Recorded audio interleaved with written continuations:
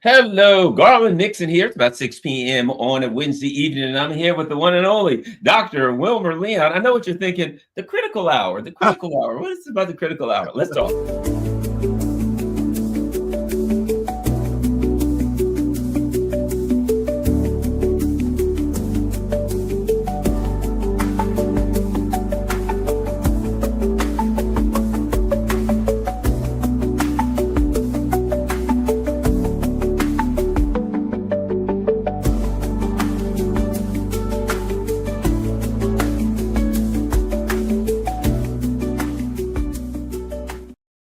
Hello, Garland Nixon here with the one and only Dr. Wilmer Leon. Wilmer, tell everybody where they can find you online and on terrestrial. Well, that's not exactly terrestrial radio. It's in satellite radio and all that stuff.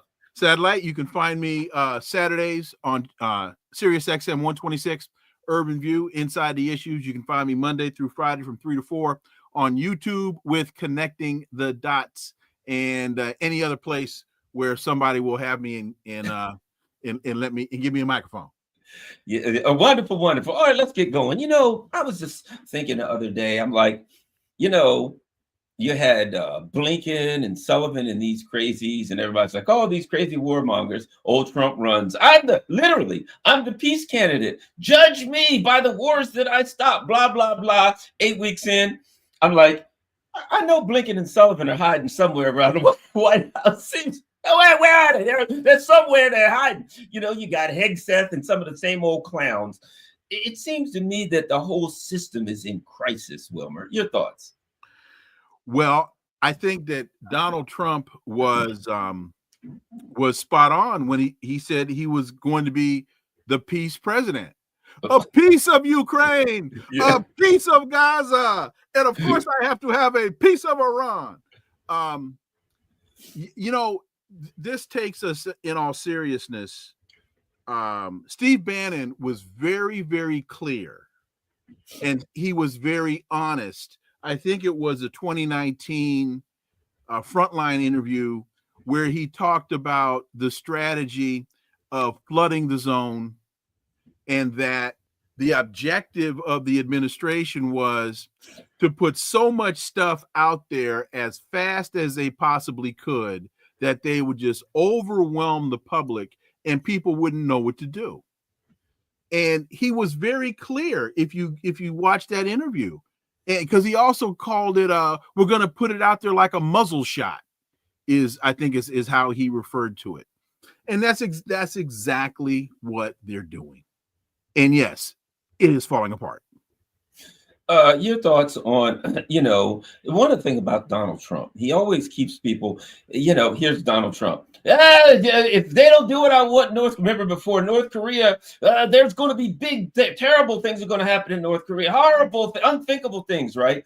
He's always, okay, look, you can tell somebody I'm going to punch you in the face, but so many times, and somebody's like, oh no, is he going to punch me in the face? At some point, people get so tired, they say, wait a minute, look. If you're going to punch, swing. Well, shut the hell up. It seems to me that Iran is there. If you're going to punch. We've been planning for this. We don't want it. Trust me when I tell you, you don't either. But it seems to me people are getting tired of the bellicosity.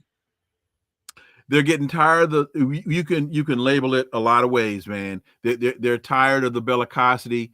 They're tired of the bloviating. However you want to categorize it. Yes, there are a lot more people now that are looking to call his bluff. And one of the things that was very telling to me as it relates to Greenland, and when J.D. Vance went up to Greenland, and they asked Vladimir Putin. They said, when J.D. Vance said, we'll use the military if we have to. So they said, they asked President Putin what he thought about it. And his response was, oh, well, that's between them. I have nothing to do with this. And his nonchalant, he knew it was a bluff. And so he saw it as posturing. He saw it as, I believe, I mean, he hasn't called and told me this, but this is my thought. He he saw it as a negotiating position. And why should I get caught up in that? So I just use that as an example to say, I think a lot of people are now starting to understand that there's a whole lot of sizzle and no steak here. He's a paper tiger. Yeah, and when you look at it, okay, you're bluffing Grenada. Okay, you know what I mean. You can bluff Panama or Greenland. Right.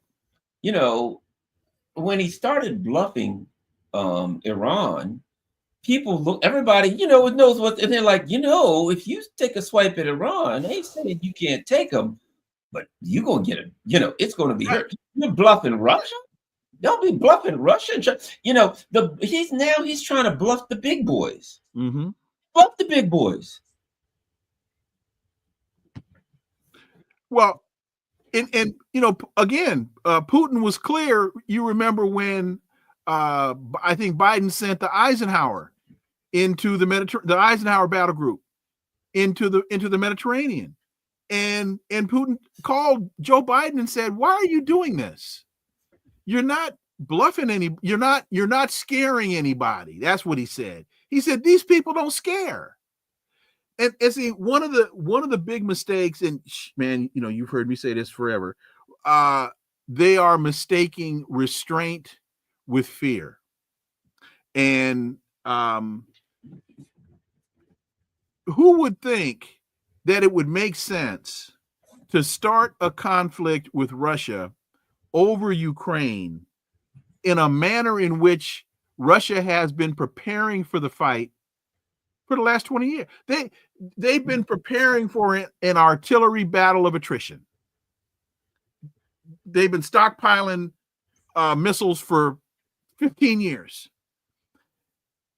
What makes you think Iran is afraid of you? What makes you think when pushed to the limit, they will respond? What makes you think they won't do that?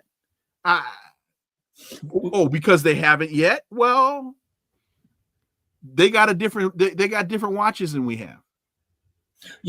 One of the things I thought was interesting is the response, because when Trump says, "Oh yeah, they better do something or something really bad's going to happen, they'll be bombed like whatever before," right? Mm-hmm. Iran didn't have any rhetoric. I don't know. I watched some Iranian media, and here's what I saw.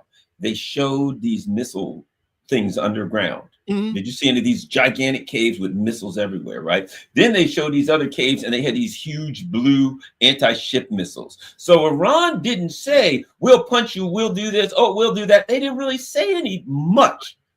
When the U.S., okay, we'll do this, they just kind of said, "Look, you don't want no trouble." But they basically showed their hand. We have weapons we are prepared to use. Right. So they didn't even, Iran didn't even threaten them. They continued. The other thing about it is this idea that Donald Trump is the art of the deal maker.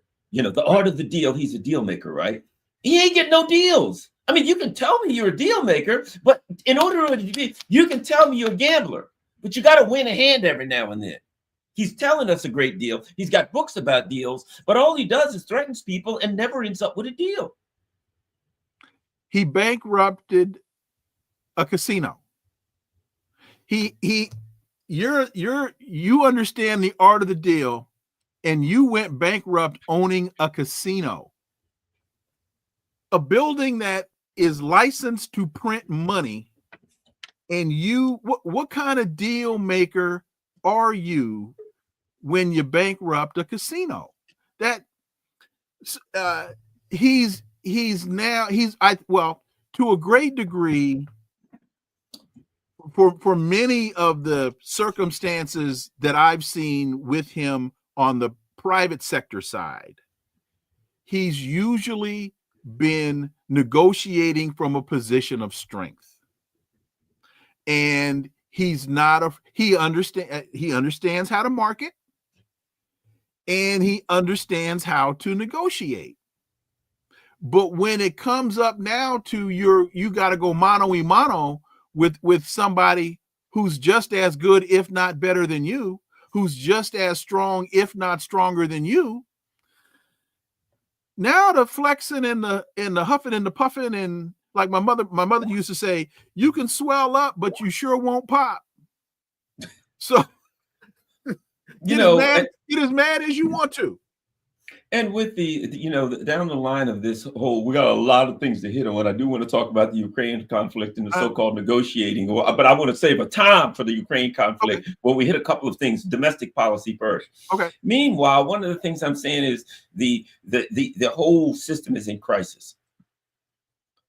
Bernie Sanders and AOC are out there on the trail. And when I talk to my friends who, I was a big Bernie guy, and a lot of my friends were Bernie people. And I talk to my Bernie friends, what do you think? They're like, yeah, here's what they say. Yeah, but as soon as they run Gavin Newsom, or as soon as they run Shapiro from Pennsylvania, as soon as they put some Zionist warmonger out there, they're going to come back to us. We got to stand up to the oligarchs. Right. And then as soon as they put some warmonger out there, Bernie's going to be right there saying, we got to vote for this guy. He's not going to take independent action. And it seems to me that Bernie was the strong populist wing. Well, he acted like he was.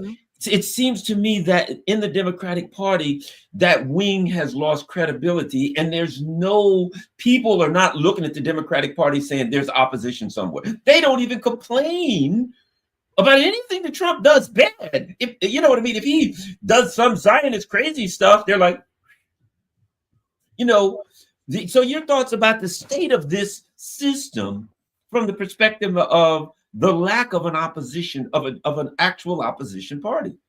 Well, they run as the minority party, not as the opposition. We've seen this movie with Bernie twice now. He's the sheepdog for the party. So right now he's out there on the stump with AOC and on his anti-oligarchs tour. And when he actually should also be talking about kleptocracy, because these folks are stealing us blind. And one of the other, I think, important elements to this is he's out there by himself, with the exception of AOC. You don't see any other Democrats rallying other than her. You don't see a good number of Democrats in positions of leadership rallying behind Bernie, standing behind Bernie. He's not speaking on behalf of the party. He's speaking on behalf of himself. Now, his idea about raising the ceiling on the Social Security tax, great idea. You and I have been talking about that for 5 years. Great idea. But the party isn't behind him with it. I haven't heard it. Bernie said he hasn't initiated legislation to that effect. I haven't heard any other Democrats say we're with Bernie on this issue. So the last bit of data I saw relative to Republican approval rating was 27%. That was last week. I mean, it was the Democrats, you mean? You said Republican? Yes, the Democrat approval rating. Yes. Was 27%. So when Hakeem Jeffries says, when Mike Johnson had to tell his folks not to have the town halls anymore, because and Mike Johnson was saying these are paid protesters, and Hakeem Jeffries said, we don't have to pay protesters. The people are with us. Dude, when you turn around, ain't nobody standing behind you. Out of 100 possible chairs, 27 of them got people sitting there. So, well, and here's the deal. I saw where Lindsey Graham, of all crazy neocons, put forward this purely performative thing, and it was, let's raise the sanctions on Russia, the secondary sanctions, so that if anybody tries to buy oil from Russia, then we'll put a 500% tariff on them, right? 25 Republicans, 25 Democrats. So the only thing that they seem like they can get behind is the same neocon. As you said, you're in the minority party. You're supposed to say, nope, we have a different plan. Whatever it is, whatever it is. Lindsey Graham says, I'm going to do this. You're supposed to say, oh, no, we want to go this direction. I might not even agree with it, but it's got to be something different. And they line up behind them. There ain't but so many Democrats in there, 25 of them right off the bat. Yeah, let's do this. And gee, what would happen with the 500% tariff on China? You end your economy. I mean, it's bad enough that this whole Trump, this is absurdity. But to me, knowing that this isn't going to go through, we know it's just performative. And even being performative, their own party's like, are you going to stand up to the Republicans? They're like, no, we're going to stand up with the Republicans. Al Green stands up during the State of the Union and challenges the president. Next day, 10 Democrats sanction him for doing that. They're not the opposition. They're the minority. They're the minority party. One of the things I've been waiting for is for the Democrats to offer something of substance other than we're not Donald Trump. He's an idiot and he's evil. We know that. Tell me something I don't know. Tell me what you're going to do to make my life better. I know you're not going to get it passed, but at least let us know the direction you want to take us, because isn't this the same page from the last playbook that lost the game? Isn't this what Kamala Harris told us in October and November and September of 24? She didn't give us any plan. All she told us was she's not Donald Trump. Seen this movie, and it's not a good one. Joe Biden came in 2020 and he says, we've got to do a public option to fix Obamacare, which that ain't all. You need Medicare for all, but that's another story. We need to do a public option. We know that's as far as he would go, but he wouldn't even go that far. Free community college. Well, you know what? They lost Black men. They lost a lot of Black men. A lot of young Black men. Free community college would have been something that could have really helped a lot of young Black men who got a little bit of education. And we're going to do that. I go on. They didn't do anything after the election.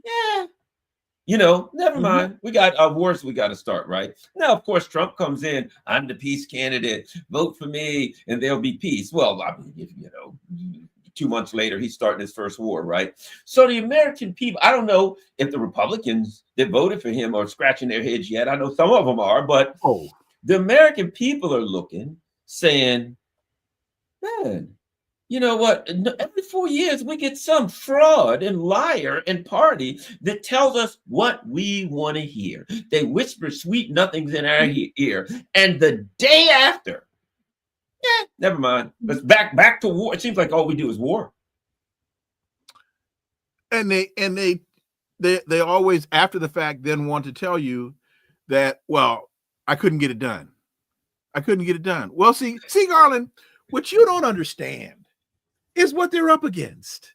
See, you just don't understand. I mean, how often do we hear that? And then you say, well, Barack Obama had to control the House and the Senate first 2 years of his first term. Oh yeah, but you realize Joe Biden had the House and the Senate first. Oh yeah, hey, two wings on the same bird.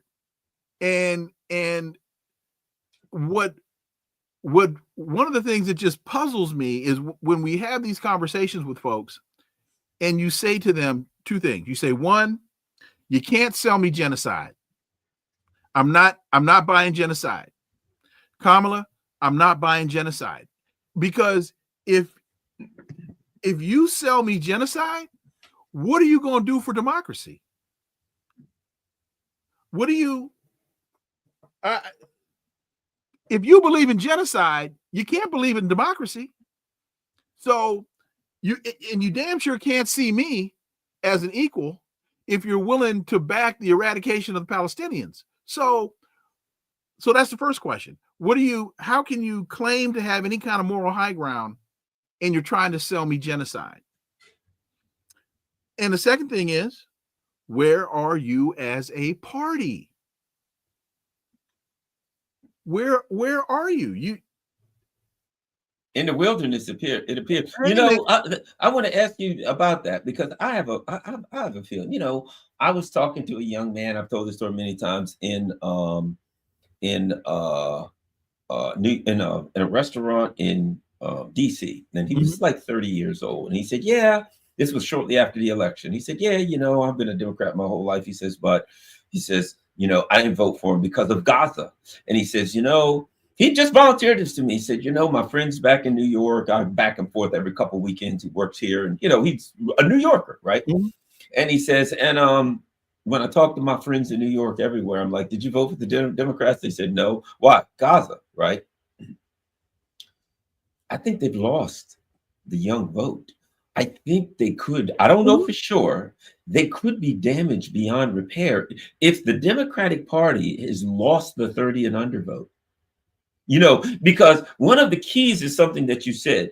We see Donald Trump's numbers are starting to slowly tick down, right? They're Mhm. starting to tick Mhm. down, and they were ticking down before all of these war threats. They're going to keep ticking down. People don't. Right. They voted for him specifically because they didn't want that, and he said he wasn't going to do it. They're going to tick down. The tariffs and all this stuff ain't going to help. Okay, but what's interesting is you would think that his numbers would tick down and the Democrats would tick up. They're not. They're As not. his numbers tick down, they're not going over saying, "Hey, what are you going to do?" "Well, I'm sick of him. Let's go over to the genocide people." They could be damaged beyond repair. People could just stay home, vote. They could be damaged. A genocide could have damaged them. They could, what's to say, they could have a hole below the waterline.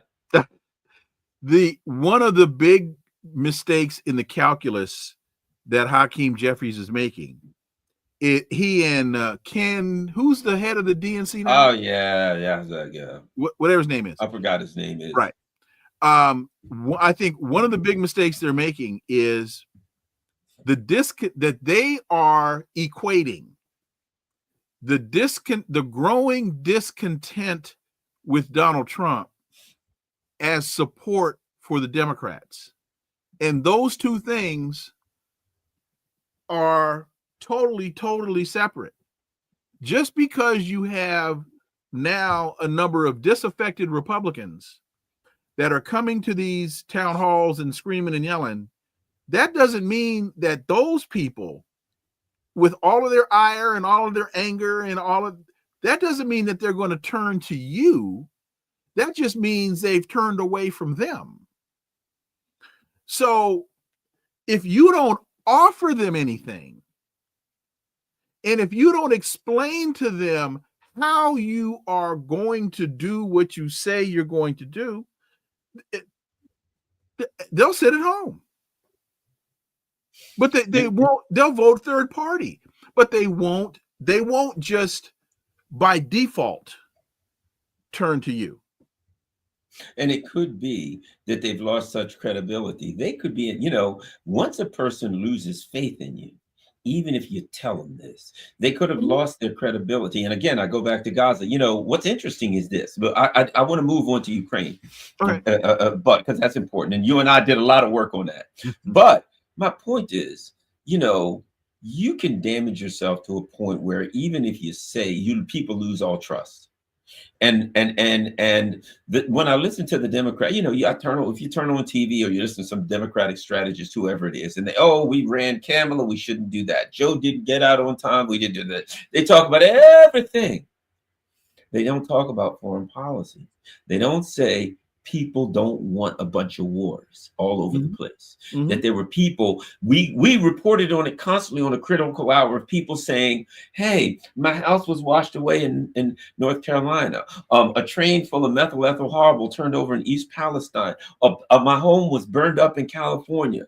You offered me $700 and sent $70 billion to Ukraine, Taiwan, blah, blah, blah." So for all of their weeping and gnashing of teeth, they're unable to do an accurate evaluation of their loss from the perspective of foreign policy because they won't and can't change that. Your thoughts on that? Gaza, all of that stuff. Like, oh, why'd you lose? They will never say anything about God. They won't even discuss it. Well, you're absolutely right. And the other angle I'll put on it is when you heard during the campaign from Joe Biden, and they're just not understanding the message. The people, Joe, why are the people so, why are the numbers what they are? Well, the economy's doing great.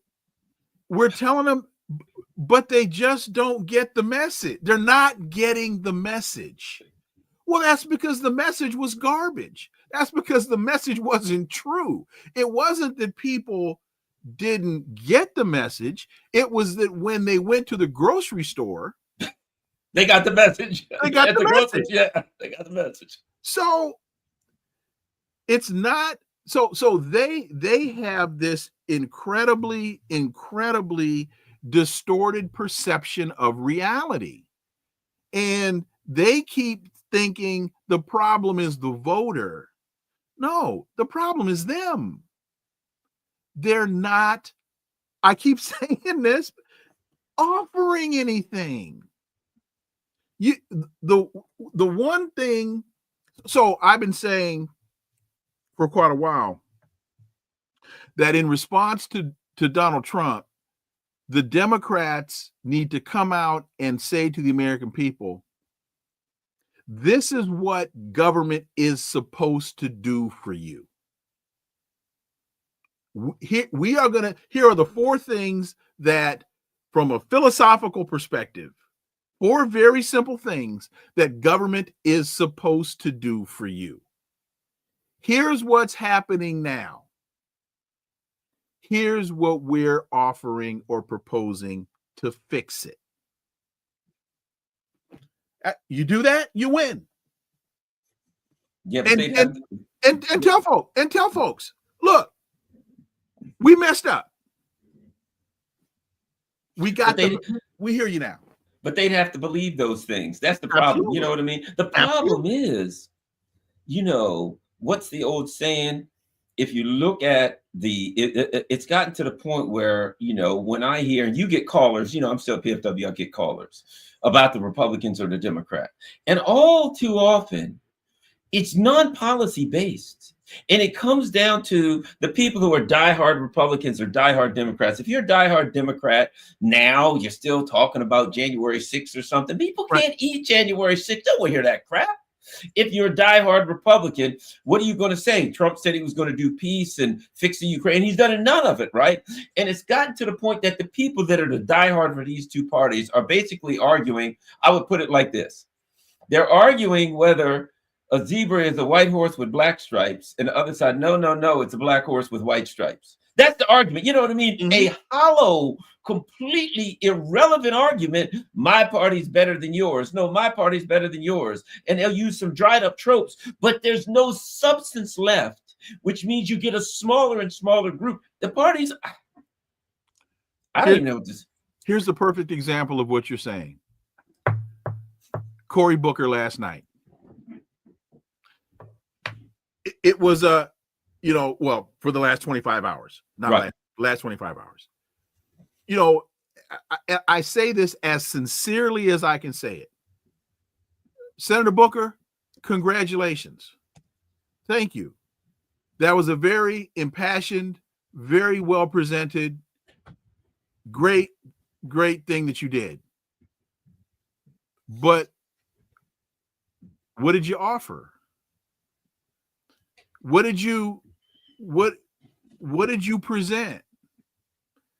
And what I took away from that was not so much what Cory Booker did, but what the Democrats aren't doing. What he demonstrated was, why was he the first one to do something like this? And here we are on the 2nd of April. Why weren't you all doing this on the 25th of November? Why? I don't think they know what to do. They've been stumbling around like drunks, like somebody hit them in the head with something and they're disoriented. That's what I took away. He exposed the vacuousness of the Democrats' position. And the other thing is, as he wrapped it up last night, he talked about the moral imperative, and that this is a time of moral crisis. Okay. Well, he was right there. but how can you make that moral plea and you're trying to sell me genocide? That was what I was about to say. That was my point when I said he was right. It is a time of moral crisis. I was about to show you this. I put this up on my Facebook page because, as you said, when the Democrat, any of them, make any claim of morality. Here's Cory Booker in his office with Yoav Galan after the ICC issued a warrant for Galan's arrest for starving children to death. Now, look in the background. He's got, oh, look, a picture of Frederick Douglass and all this that's all good and fine. But any moral position, see, that's why I say I don't know how they recover from a genocide, because any position they take of morality, everybody looks at him and says, well, wait a minute. How come you not stand up here for 25 hours saying you must stop slaughtering men, women, and children? Why didn't you say that to Biden? Why with our tax dollars? Exactly. Say that to Kamala Harris. You told us we have to vote for genocide because Trump is so bad. And when people didn't do it, you don't know what to do. And you still have nothing to say. If you are, I mean, I just think they are mortally wounded, as is this country, internationally, period, as the world looks on. Let's move on to just one more quick one. Sure, go ahead. The data I've seen, AIPAC contributed $750,000 to Cory Booker's campaign. So when you try to figure out, that's the answer to that question. Let's move on. They got their money's worth. Let's talk about it. It seems to me that lately, the Russians were, okay, we're going back and forth with a talk. It seems to me they're taking a bit more of a hard stance. You know what I mean? Recently, President Putin said, yeah, we're going to finish him off. You know what I mean? Mm-hmm. I mean, he used a little harsher language. Your thoughts about the Russians are very slick negotiators. You know what I mean? Somebody said, yeah, I think, I hope Putin and Lavrov understand. I said, time out. I said, dude, that Trump team is overmatched. If you look at the way Putin and Lavrov play their hand, the likes of little Marco and crew are not going to. They're going to get their lunches handed. They're going to get their butts handed to them. These guys are brilliant. But your thought on start with the beginning of the negotiations. Run through how you've seen this negotiations go and how and to where we are today. Your thoughts on it. Well, I think it comes down to one word: surrender. It's not. I think you and I have been on this one since before it started. And say what you want about President Putin and the Russian position, they've been nothing but consistent the entire time. The demands that they were making before this started are the demands that they were making when it started. They're the demands that they were making in the middle of the mess, and they're the same demands now. They are very clear. This is why we're here. And I'm winning. I'm not going anywhere. And at some point, you will cry uncle. And when you do, I'll stop. But until then, it's noogies. I'm just,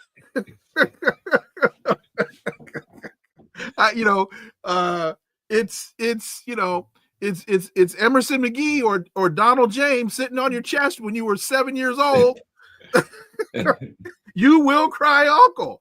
And when you do, I'll stop. That's,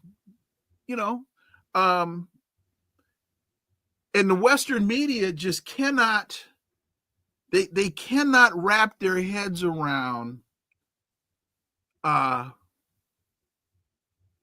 they're so blinded by the vilification of Putin and Russia that they're blinded by the realities that are playing themselves out right in front of them.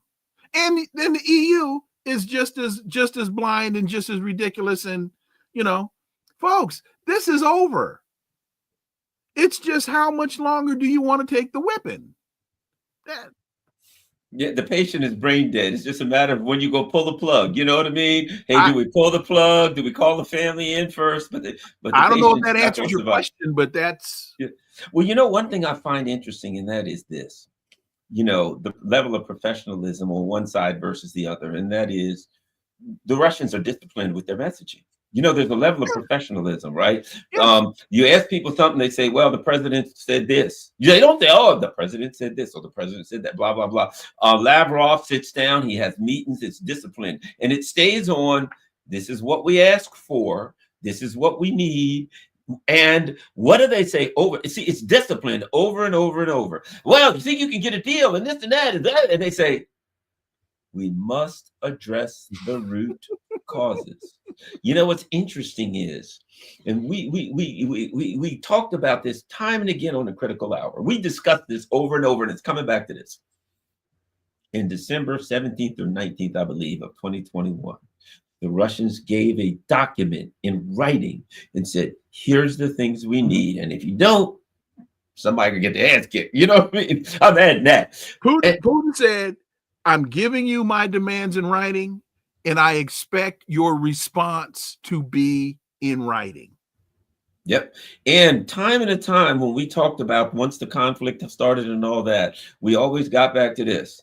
One of these days, they're going to see that document again. Because that was the root causes. It was NATO coming to our border. It was they said the neo-Nazi, all the things in there. Right. And it seems to me that if you want to negotiate with them, because they don't need to negotiate, you do. Right. That at some point, and that's what they keep saying, the root causes. I think all they're saying is this: we gave you a chance. We gave you a document back then. We told you what we wanted. That's our issues. At some point, either you're going to address those issues, just like we told you before. You know what I think I remember? I remember this too. At some point, Putin had a phone call with Macron, and he said to Macron, we will achieve the goals of the special military operation either through negotiation or force of arms. And now all this talk about, oh, yeah, we want a ceasefire, temporary ceasefire. It's like the Russians, I think, are stringing them. Yeah, sure, we can talk about that. But if you want this thing ended, I think it's only one way. I think you got to go dig that document up, and they'll get every single thing in, or they'll keep fighting. And I think the Russians' position to the Europeans is, y'all can talk all you want to. If you come up here, we told you what we're going to do. Let your conscience be your guide. You can talk. You can do anything. You can say we're going to send. It don't matter who sends troops. I think their position is, we got a document we gave you. You couldn't listen then. Either we get it or we got to fight it out. Well, the other element of that is, not only do I have a document and I've given you the same document 15 times, the other element is we already negotiated this. In fact, we negotiated it twice. We negotiated it twice in Minsk. Been there, done that, got the t-shirt. And now your chief negotiator comes out internationally and says we were lying the entire time. And not Macron, but who I'm trying to remember. Angela Merkel. Merkel said, the president of France at the time, Mitterrand. Yeah. Angela Merkel comes out and says, "Oh, that whole thing was a sham. We were lying." Mitterrand comes out and says it, and Petroshenko said it. Petroshenko says it. Yeah. So that's another element of this is. Hollande, somebody put, that's what it was, Francois Hollande. Thank you. Well, and that's part of what Putin has been saying.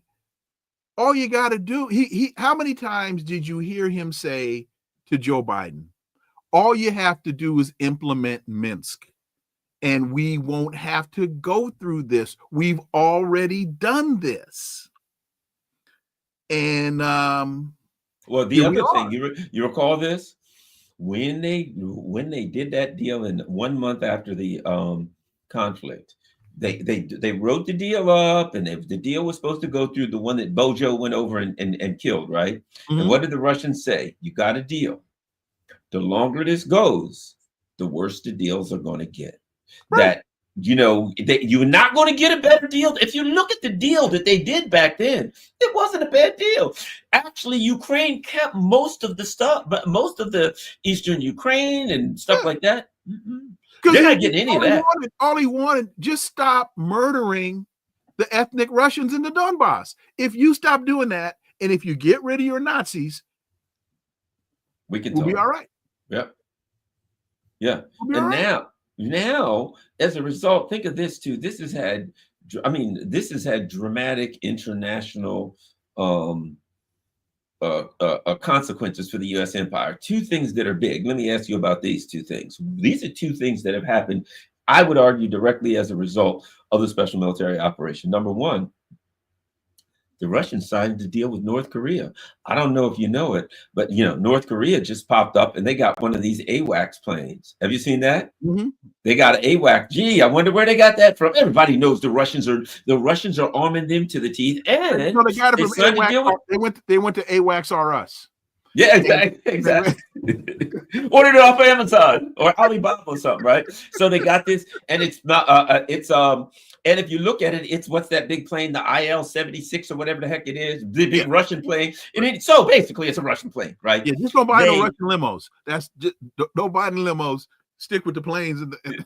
Exactly, the beast or whatever they call the limo. Right. But so now, directly as a result of this foolishness, North Korea, they got satellites up now. I don't know if you know, a while back, the North Koreans sent out a satellite picture of the White House. You remember that? Yes. And they're like, with a little target. Okay. And the Russians now have a deal, a similar kind of deal with Iran. So as a result of this, the Russian alliance, it was Russia, China, and China, the alliance that is kind of against the U.S. empire, not really against it, but in defense of the U.S. against the U.S. empire or against imperialism, period. This stupidity of Biden and his team, and not just Biden, all of the people, the neocons, has had massive consequences now. Well, because for the most part, United States policy has forced what for many years in generations were disparate relationships have now become alliances. There was a time when China and Russia didn't get along. Now they have recognized they've both been infected by the same virus, and that they've got to operate together in order to cure themselves of this illness. Look at the development of the growth of the BRICS. You started with Brazil, Russia, India, China, South Africa. Now you've got how many? 14, 15, and another 8 or 9 wanting to join. And all of that, or 90% of that, is in response to America continuing to try to imperially expand. So, when I was in high school at Christian Brothers in Sacramento, they would tell us sometimes, you've just become a victim of your own event. You've brought this on yourself. And, it can't go but a couple ways, and none of them for us are good. Yeah. Let me ask you this. And I've even heard Trump, and this is what, a lot of people don't understand about the Trump, I'm going to call it the coalition. Look, Trump has the MAGA people. They love Trump. But why did Trump win big? He won because a lot of people that don't normally vote for Trump, I think it was economic desperation. They were tired of wars. They were, as Malcolm X said about the field slave, there was people that said they were so upset with the Biden team. They said any place is better than here. But they had expectations. They had expectations of peace, and they wanted the price of chicken wings to go down, right? A lot of people that didn't normally vote, young people. And don't forget my favorite, the tomatoes. Tomatoes, exactly. So you had a lot of young people that didn't vote for Trump. Biden voted for Trump. So Trump had a coalition, but they weren't just the MAGA people. And that coalition is the weak part that's starting to fall off first, right? But Let me throw in this name, Elon Musk. And here's what I've heard from people. I didn't vote for that. You know what I mean? I Yeah. didn't vote for the richest man in the world to be wandering around the White House, making policy, deciding who works, who doesn't, what have you. I didn't vote for that. Elon Musk, I've heard people say if Trump gets, really hurt in the midterms, if Trump's his biggest weakness, not the, his crazy economic policy is, but overall, even with his own coalition right now, is Musk. A lot of people are unhappy with. You would never say, so who the hell the richest man is wandering around doing whatever he wants, and it ain't working out so well for Tesla, I might add. I mean, I'm against violence and burning things down, but people ain't buying them. Right. Hey, guess what? Vote with your wallet. Oh, I'm for that. But this concept of bringing in this billionaire idiot to pretend like he's in charge of something, and he really is. We just don't know what. Well, to your point about people voted for Trump, but what gets lost in, I think, a lot of that is he lies all the time. So he made a lot of promises, and he said a lot of things. And in a time of desperation, a lot of people were very receptive. The girl, the pretty cheerleader that gets stood up at the last minute at the prom, now she might be interested in going out with me.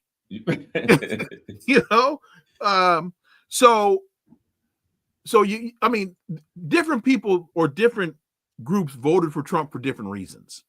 But he's a liar, and he's always been a liar.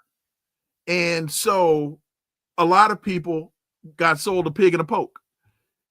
To those that you say are wandering around saying, wait a minute, I didn't vote for this. Yes, you did. You did. Steve Bannon told you what they were going to do. When we hear them say, I didn't vote for this, what they're really saying is, you weren't supposed to do it to me. Can I say one other thing? Yeah, and I'll put it a little different way. There's something else they could say. I didn't vote for this. Here's something else they could say. I trusted him and he lied to me. That's another way to put it. They trusted Trump. And let's face it, I remember I had a caller a long time ago that said, I'm voting for Trump. And I said, why? He says, I've just been lied to so many times. I just can't take it anymore. And I remember I had a caller at PFW and I said, well, if you think Trump's telling you the truth, I got bad news for you. I said, but I understand. I understand the desperation, but buddy, you're going to get the rug yanked out of you. And some people need it, but you're going to get the rug yanked out from you. But there were people, as you brought up earlier, people were desperate. They couldn't pay their bills. And then Trump said what they wanted to hear. And, I think she really does like me. You know what I mean? It's like the old guy who's 68 years old and a 23-year-old girl's dating him. And they're like, dude, she just wants your money. No, I think she really does love. No, she doesn't love you. She wants your money. But they really wanted my compression socks. Yeah, they really wanted to believe any hope they could. And what's interesting is, Bannon, a guy who we know who Steve Bannon is. I got no love for Steve Bannon. But the other thing he said, Steve Bannon was on the money on a couple things, because he said, Trump, you need to walk away from Ukraine. Remember that? Yeah. At the beginning, before Trump came to office, he says he needs to walk away. What did he say? It will be his Vietnam. Mm-hmm. If he doesn't walk away right away, it's his. And now that Trump has gotten so invested in it, well, if Putin doesn't do this, then I'll do massive taxes, massive tariffs. That's 1 week. Then the next week, I talked to Putin. He's a good guy. I think he believes me. Then the next week, but he better do what I said. And now you're starting to sound like a fool. And I keep saying this over and over. I've said this. You should have listened to Steve Bannon. You should have walked away on the 21st. It's now his. He's letting Biden and those people off the hook because it's his disaster now. Well, we have been saying about him for years, excuse me, that when you're as much of a transactional individual as he is, when you have no Weltanschauung, no worldview, when you don't have, as Mac Jones talks about, when you don't have a Weltanschauung, a worldview, when you don't have a guiding principle, if you don't know where you're going, any road will get you there. And so that's why he's all over the map. As Hugo Chavez said about George W., as dangerous as a monkey with a razor blade. Because there's when they asked Putin, who would you prefer, Biden or Trump, what did Putin say? At least Biden's predictable, right? Donald Trump is unpredictable because he doesn't know what he's doing. So yeah, and he brought in, again, last time he brought in, Pompeo and these clowns, and everybody was like, dude, you brought in a bunch of people. A, they're a bunch of neocons, and B, they're going to stab you in the back. And of course, they were neocons, they stabbed him in the back. So now Donald Trump comes in with this idea that, hey, you know what? I know where I went wrong this time. Last time. No, you don't. No, you don't. You brought in Marco Rubio. You brought in Hegseth, who is completely and totally incompetent. He's a clown. Right. I don't know. You didn't put together. Donald Trump is just 2 months in. To me, 2 months in, he has pooped the bed, shall we say. He was sitting pretty. He really was.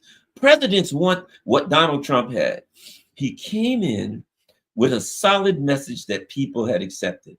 He came in, right? I'm going to be the peace president, and I'm going to focus on America first, and we got to deal with our prices and things like that. People, oh yeah, that's good. He came in, and people like, well, he'll never get Tulsi through. He'll never get RFK Jr. through. They had a following. Whatever they end up being, they had a following. He forces them through. He's sitting pretty. He won all of this stuff. He's got a coalition. All he had to do was chill out and ride it out. Instead, he's going to be aggressive. And now what is he doing? I brought this up. Mm-hmm.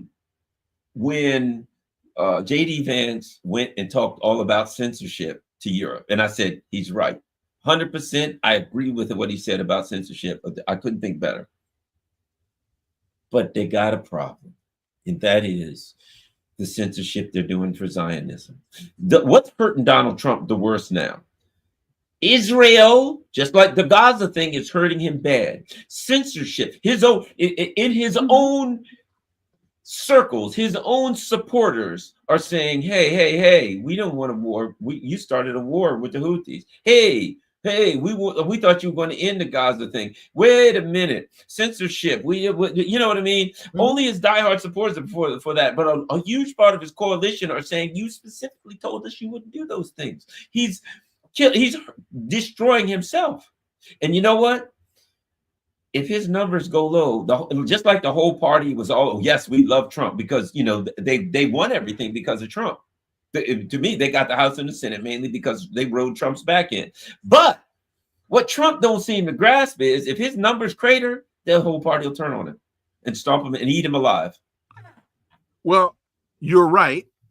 And one of the huge mistakes that conservatives seem to make over the last, we'll just say, I'll pick a number, 30 years.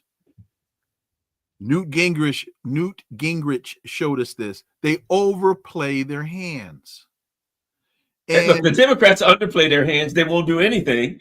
And then the Republicans overplay their hands. You're absolutely right. You are absolutely right. But the country is not nearly as conservative as they're trying to make it out to be. And now you're attacking the First Amendment. Now but again, Steve Bannon told you we're going to deconstruct the administrative state. That's what the man said. And then he went to Brazil with Jair Bolsonaro and did the same damn thing. You all can't see the pattern here? Where is Bolsonaro now? Yeah. One of the things I've always said is this. when you say, because Trump is like, oh yes, we're going to do what was the president that he loves that did the tariffs back in about the early 1900s? I Oh, can't think. William McKinley. McKinley. So Trump's like, he's enamored with McKinley. Here's the problem: the most radical policies are always the ones that want to take you back to a particular time. You know what I mean? If Yeah. you have something, okay, a person can have radical policies or what have you, and really overextending policies. But the person that says, I want to go back to this time, the most radical policies, because you're usually going back to something that didn't exist. The economy of today is nothing like the economy when William McKinley was in there. We were still partially agrarian. There wasn't the what do you call it, supply chains. There wasn't supply chains. We had steel mills and stuff. You know what I mean? Things were different now. So you're going to look at a time when the economic situation worldwide was nothing like it is now, and say, I'm going to execute the same economic policies that I feel worked back then, without taking into account the context of the economy. And you've got a lot of economists saying, man, look, I might even be a libertarian, or I might even be a whatever. I may somewhat agree with you, but that bullshit ain't gonna work. Not today, because here's the biggest thing. To me, it doesn't take it. Look, I can say I'm going to punch Mike Tyson, but I got to take into account that he can punch back. This tariff, not only does it cause all the problems it does, but there will be ramifications. There will be countries that say, we're going to do the same to you. Oh, no, by the way, you don't make anything anymore because you do not have an industrial base to protect. I had Dr. Desai on today, and one of the I think incredibly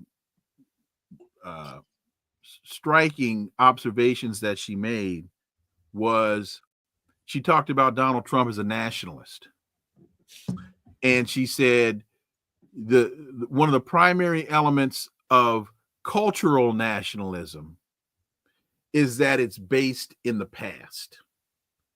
Cultural nationalism is a longing for the days of yore. And so when she said that, I said, and what is Donald Trump's mantra? Make America great again. Why is he attacking all of these immigrants? What does he say? Because they're attacking our culture. They're attacking our values. They're attacking it. Well, if you're a settler colonial state and you've made your living off of settler colonialism, the victims of your colonial nature aren't going to be too happy with you. And when you start talking about the days of yore and when America was America, that's when a whole lot of folks are being victimized. And those folks aren't too pleased. Go ahead. That's it. No, what's interesting is this. Vladimir Putin's a nationalist. You know what I mean? He's a nationalist. There are different types of nationalism. Yeah, that's what I was going to say. He's a nationalist, and he's proud of the Russian culture and all of that, right? But he's a nationalist that says, I'll put it like this. When I went to South America, Venezuela and places like that, I saw nationalism. This is the kind of nationalism I saw. We love our country, our culture, our whatever, blah, blah, blah. And you should love yours too.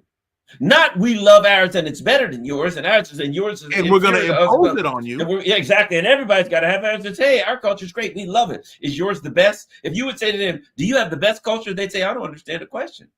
This isn't about a superior or inferior culture. This is about us saying we have certain foods we eat, and we have certain music that we play, whatever kind of music they play, blah, blah, blah. We love this stuff about our culture.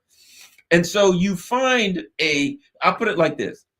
The difference between, say, a Vladimir Putin nationalist that says, I love Russia and we have a beautiful legacy to go by and we want to move forward, okay, and enjoy our lives and improve ourselves today, as opposed to a nationalism that says we have to impose it, an imperial nationalism. Mm-hmm. You know what I mean? What's the word? Colonial, that says our culture's great. And doggone it, you got to take it to or we'll kill you.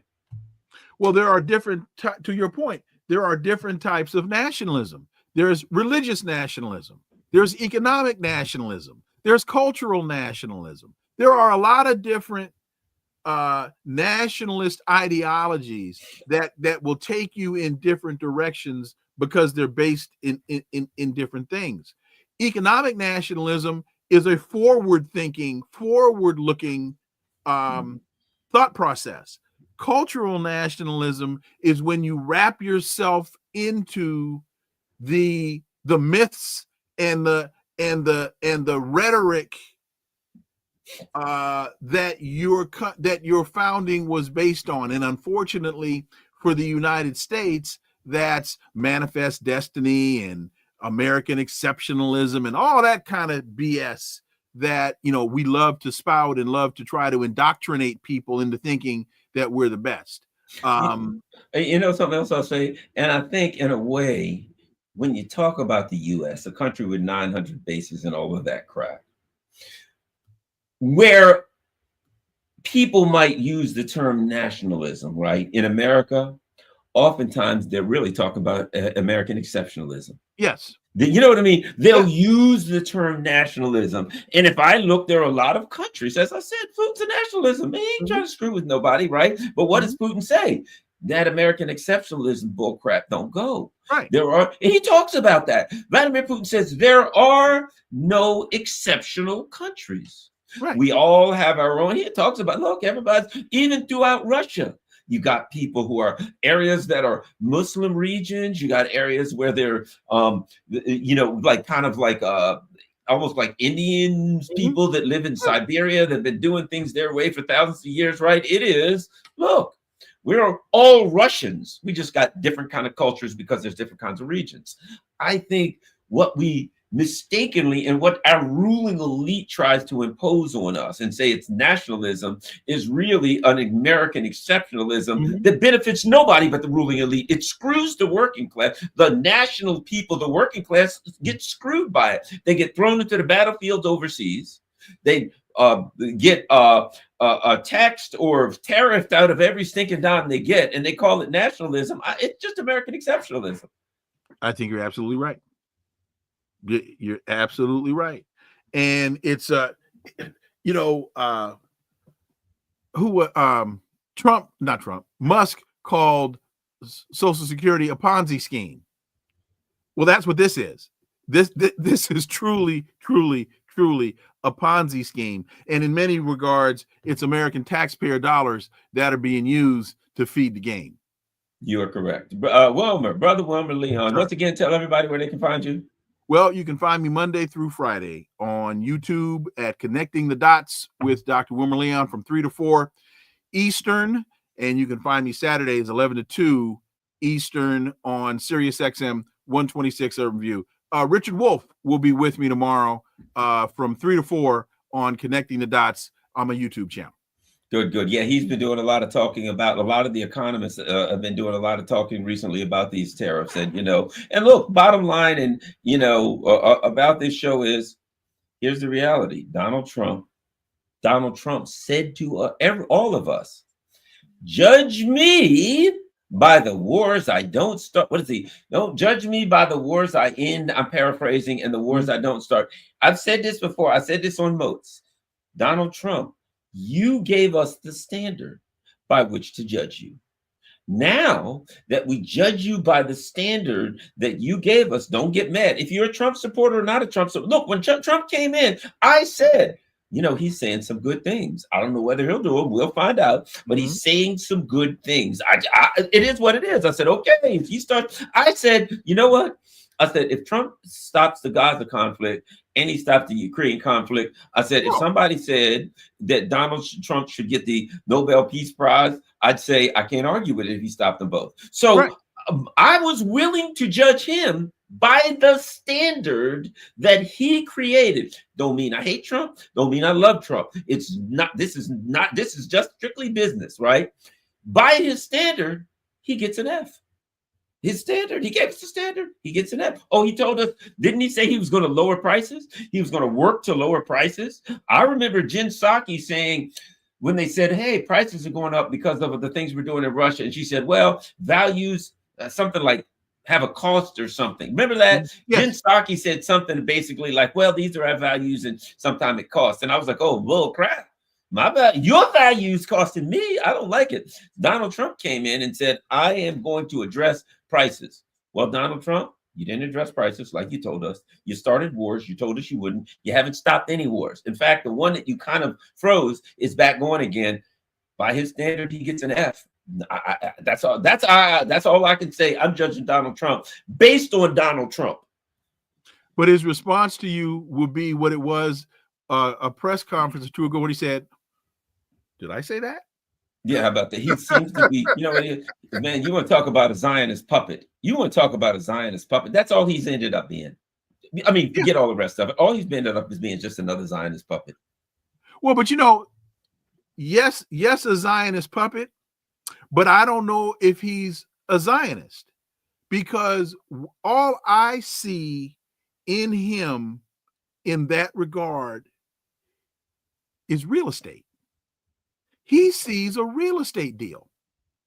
He's trying to turn Gaza into into what Lebanon used to be, the Riviera of the Middle East. And so I don't know. Did you hear where he said, this was a couple months ago, about 3 weeks ago? He says, yeah, Crimea is beautiful. What Beirut used to be. Yeah, exactly. The Riviera. He said, yeah, before we go, he said, yeah, Crimea is beautiful and we could have a big resort. And I'm like, exactly. What are you thinking? This is not New York real estate deal. It's the same thing the Clintons are trying to do in Haiti. You're right. This is not that kind of party anymore. You got big responsibilities. When you say stuff like that, real world leaders like President Xi and President Putin look at you and they say, fellas, we're dealing with an amateur. That's all they say. If I'm saying it, I know Putin and Xi are like, hey guys, yeah, we're dealing with an amateur. Look, again, that and is he does it matter with the atrocities that he's backing? Does the label matter? No, the label doesn't matter. I'm just making the point. He's a Zionist puppet, but I don't know if he's a Zionist. He's a real estate mogul trying to build a resort. Yeah. Where Joe Biden was a real deal Zionist, always said, exactly. I will. But you got the same result, same outcome. But Trump doesn't necessarily have an ideology. Right. I put it like this: Biden was ideologically a Zionist. Yes. Trump is effectively a Zionist because he does whatever the hell the Zionist wants. But ultimately, whether he believes, I don't know what the hell he believes in. One thing's for sure, he don't believe in telling his supporters what he's going to do. That's what he don't believe. He believes in telling them the opposite. All right, there, brother. Well, I guess this was a Trump bashing day, but he deserved it. He deserved it. If me, a lefty, will say, look, Trump said he was going to bring peace, and if he does, I'll give him credit. Right? I said it on this show. Man, if he stops these wars, I got to give the man credit. If he doesn't, then I got to come down his throat and say, hey, man, he's just been a lying Zionist scumbag. And that's where I am now. So, all right, Wilmer. Well, thank you for connecting the dots. That's where you can find Brother Wilmer, and look forward to talking again soon. And Cherie, thank you so much for the compliment. Yes, I thought that conversation today with Dr. Desai was very good. Appreciate it, man. Awesome. All right, brother. Take care. Talk to you soon. All right.